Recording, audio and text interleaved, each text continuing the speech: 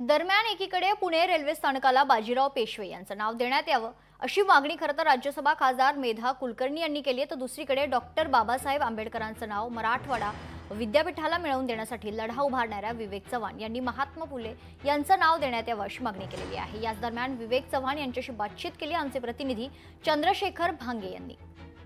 दलित cobra या संघटनेचे अध्यक्ष ॲडव्होकेट भाई विवेक चव्हाण आपल्या समवेत आहेत। भाई, खरं तर काय सांगाल, या ठिकाणी मागणी होते पुणे रेल्वे स्थानकाची नामांतराची।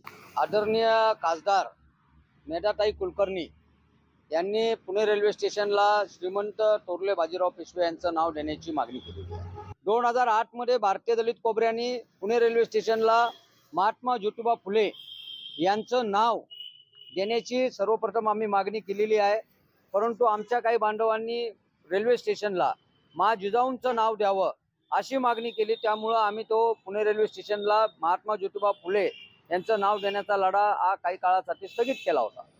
परंतु आता मेधाताईंनी थोरले बाजीराव पेशव्यांची मागणी केल्यानंतर या राज्यामध्ये सांस्कृतिक वारसा ठेवण्याचा आणि सांस्कृतिक वारसा जतन करण्याचा प्रयत्न महात्मा ज्योतिबा फुले यांनी केला।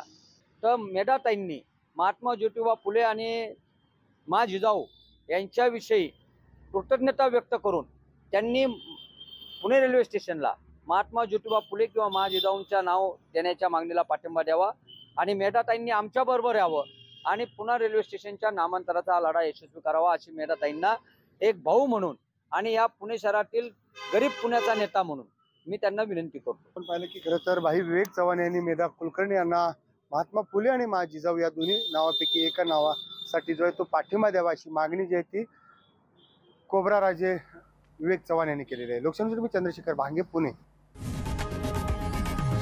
लोकशाही मराठी ऐका, पहा, जागरूक रहा।